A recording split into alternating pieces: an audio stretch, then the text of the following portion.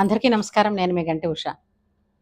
నా మిత్రులకి, శ్రేయోభిలాషులకి, సబ్స్క్రైబర్స్‌కి అందరికీ కూడా కృతజ్ఞతలు, శుభాభినందనలు.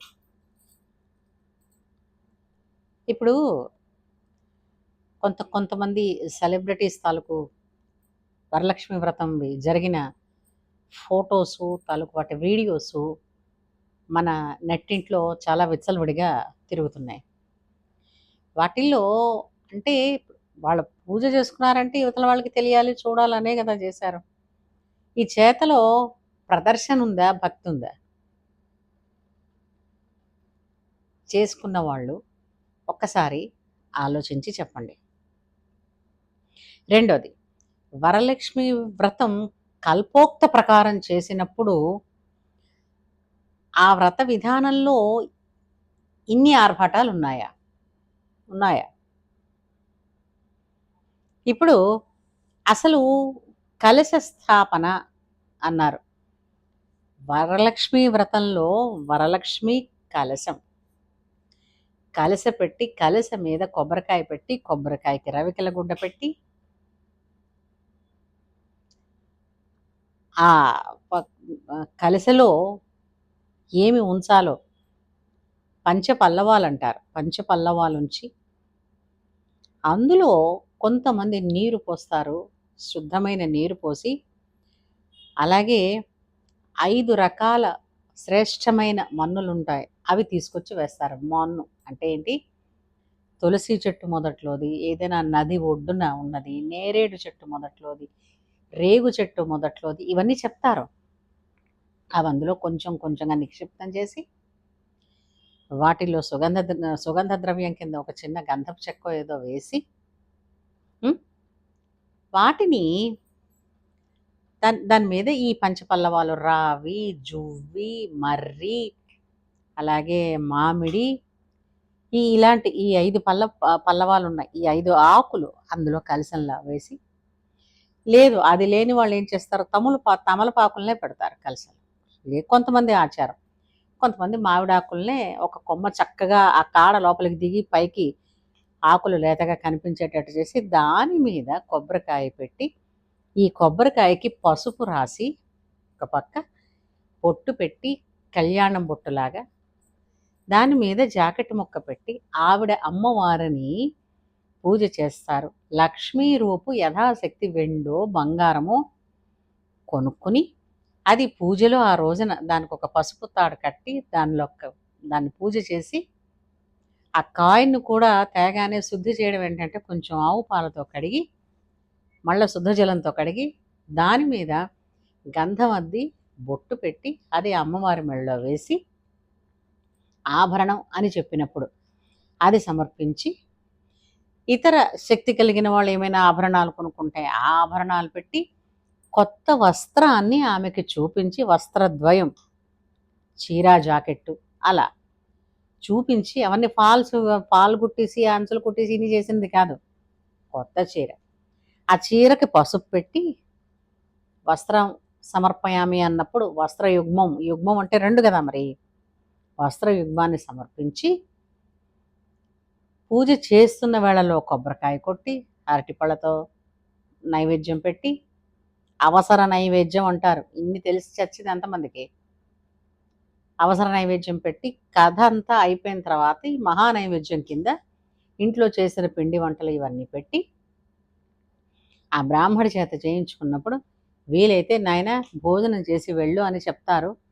లేదంటే వాళ్ళందరూ ఇప్పుడు అందరికీ వాళ్ళకు కూడా బిజీయే కదా, ఆ వాళ్ళకి దక్షిణ తాంబూలాదులు ఇచ్చి నమస్కారం చేసి వాళ్ళని పంపిస్తారు. ఆ తర్వాత అమ్మవారికి నమస్కారం చేసుకుని, అక్కడ గ్రంథి అంటారు, దానికి కూడా పూజ చేస్తారు, ఆ తోరాన్ని కట్టుకుంటారు. ఈ పద్ధతిలో ఎక్కడ కూడా భర్త పక్కన కూర్చుని పూజలో సంకల్పం చెప్పడం ఎక్కడ లేదు. ఇదొక విడ్డూరం. అయితే పెళ్లి కాని వాళ్ళు కూర్చుని వ్రతం చేసేసి వాయినాలు ఇస్తున్నారు, ఇదో విడ్డూరం. అంటే వ్రతం మేము చేసుకున్నాము, మేము ఇంత గొప్పగా చేసుకున్నాము అని తెలియడం కోసం మీరు ఇప్పుడు ఒకళ్ళ కోసం చేస్తున్నారు, అంతే కదా, ప్రదర్శనే అయిపోతుంది తప్ప నిజంగా వరలక్ష్మి అంటే భక్తి ఉండి, శ్రావణ మాసం వస్తోందంటే ఒక శ్రద్ధ ఉండి, ఒక ఉత్సాహం ఉండి చేసుకోవడం కాదు. నేను చేసి పెట్టిన రీల్స్‌కి ఎన్ని వ్యూస్ వస్తాయి? వాళ్ళు చేసి పెట్టిన రీల్స్ కన్నా నా రీల్స్‌కి చాలా బాగా ఎక్కువ వ్యూస్ రావాలి. అంత ఆర్భాటంగా నేను చేస్తాను. దానికోసం 3 రోజుల ముందు, 3 రోజుల వెనక ఎంత అవస్థ పడతారో, ఎంత సమయం తీసుకుంటారో, ఎంత డబ్బును వృధా చేస్తారో. డబ్బుని వృధా చేయడం, లక్ష్మీదేవిని పూజించడం ఎలా అయిందో నాకర్థం కాలే. లక్ష్మ అంటే శుభ లక్షణములు కలిగినది. ఇందులో ఎక్కడ చూసినా ఆర్భాటాలే కనపడుతున్నాయి. ఇంకో విచిత్రం ఏంటంటే,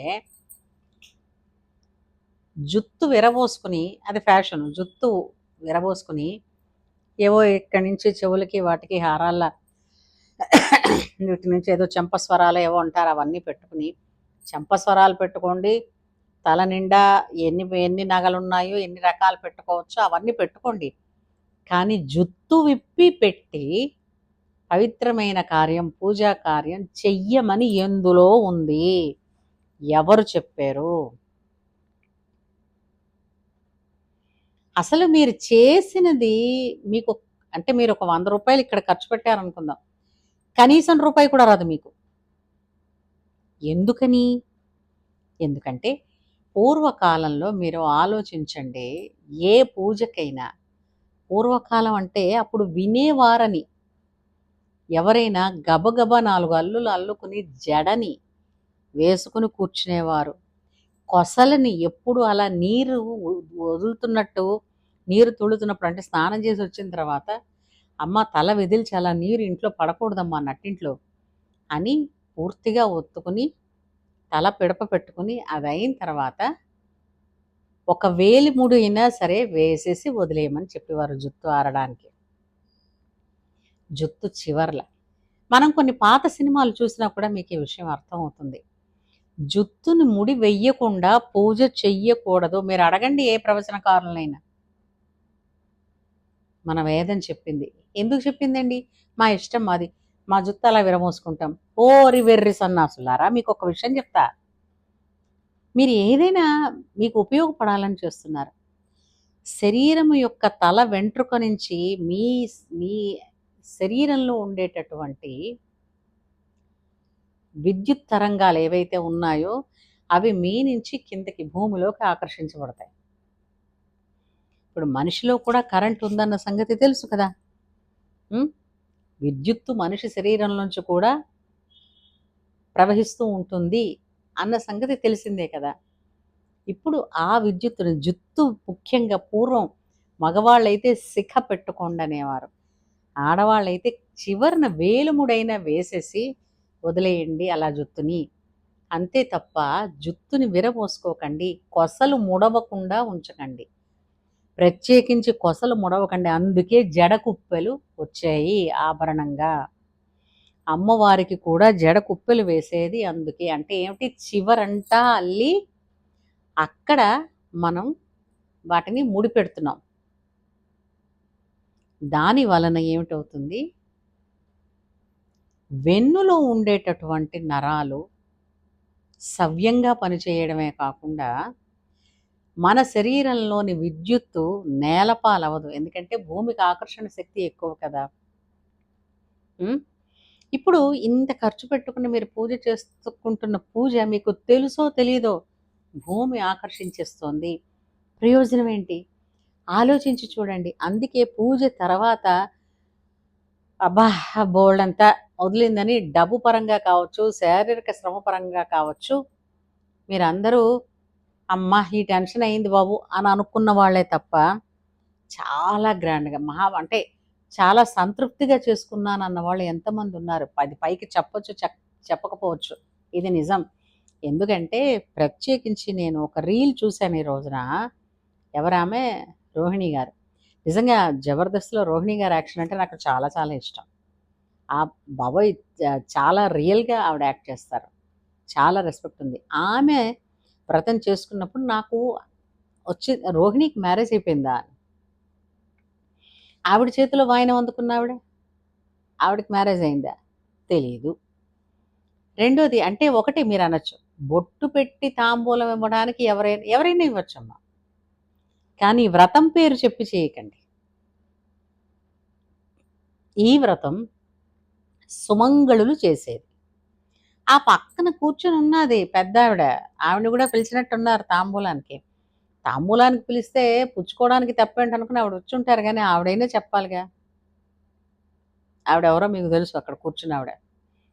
ఆ కాస్తపాటి రీల్‌లో అబ్జర్వ్ చేశాను నేను. హ్మ్. అమ్మాయి ఇది పెళ్ళైన వాళ్ళు చేసుకుంటారు. అంటే ఏంటి? పాపం పెద్దవాళ్ళు చెప్పే ఉంటారు. పెద్దవాళ్ళు చెప్పినా సరే వినకుండా ఇప్పుడు ఇది ఫ్యాషన్ అనుకుని చేసుకొని వెళ్ళిపోయేవాళ్ళు మీరందరూ. మనం మన సంప్రదాయాలు ఇలా ఫ్యాషన్ పారడైజ్‌గా ఎలా మారాయి? ఎవరు చేస్తున్నారు? ఇలా చేయడం వల్ల కదూ మన హిందువులు కొంతమందికి చులకనైపోతున్నాము. హ్మ్. మీరు హిందూయేతరులని ఎవరినైనా చూడండి. వాళ్ళు వాళ్ళ సాంప్రదాయాన్ని ఆచరించడంలో తూచా తప్పకుండా ఆచరిస్తారు. మనకెందుకొచ్చిందో ఈ తెగులు అర్థం కాలేదు. ఎక్కడి నుంచి అంటిందో. అంతా అడాప్టెడ్ కల్చరే. అంతా అడాప్టెడ్ కల్చరే. ఏదైనా చిన్న పండగని చెప్తే చాలు. బాబోయ్! వీళ్ళెంత గొప్పగా వీడియో వస్తుంది, వాళ్ళదెంత గొప్పగా వీడియో వస్తుందని. వీడియోలు చేసుకొని వ్యూస్ పెంచుకోవడం కాదమ్మా. ఎలా వచ్చింది అలాగే పోతుంది. ఎందుకనంటే, మీ కట్టు, బొట్టు, మీ జుత్తుని పెట్టే జుత్తుని దువ్వుకొని సంస్కరించుకునే విధానం, వీటన్నింటి ద్వారా తెలియకుండానే మనం మనకొచ్చే పుణ్యం ఏదైతే ఉందో, మనకొచ్చే మనకి ప్రాప్తించబడేటటువంటిది ఏదైతే ఉందో అదంతా పోగొట్టుకుంటున్నాం. ఇది తెలుసుకోండి. పూజ చేసేటప్పుడు ముఖ్యంగా కట్టుకునే బట్ట ఎలా ఉండాలి? అంతేకాదు వేసుకోవడానికి మీరు చక్కగా ఇప్పుడు సీతాదేవి కూడా మీరు గుర్తు తెచ్చుకుంటే తెలుస్తుంది. సుందరకాండలో ఆమె లంకలో కూర్చున్నప్పుడు ప్రత్యేకించి వర్ణించారు.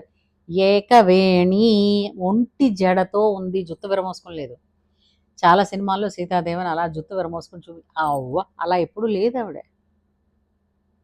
అలాగే అమ్మవారి కొప్పు గురించి మాట్లాడినప్పుడు కొప్పు అనేవారు.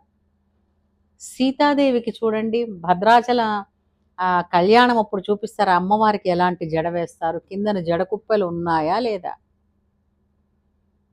మీరు ఇన్ని ఆర్భాటాలకి డబ్బు ఖర్చు పెట్టుకుంటున్నారు. చక్కగా జడకుప్పలేసుకోండి. దాని నిండా పువ్వులు పెట్టుకోండి. జడలో చామంతి పువ్వు, సూర్యుడు, చంద్రుడు, నాగరం ఇవన్నీ ఉన్నాయి నగలు. చక్కగా సలక్షణంగా అలా అలంకరించుకోండి. ఎంత అందంగా ఉంటుంది, ఎంత సంప్రదాయంగా ఉంటుంది, ఎంత కళగా ఉంటుంది. ఇవేంటమ్మా జుత్తుని ఇలా పొడవుగా ఇంకా పైపెచ్చు దరిద్రం జుత్తుని ఇస్త్రీ కూడా చేస్తున్నారు.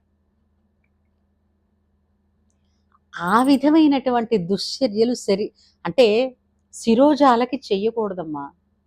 శిరోజాలు వాటిని అంటే ఒక సుమంగళి గాని, ఒక కన్నెపిల్ల గాని వాటిని ఉంచుకోవలసిన తీరు వేరు.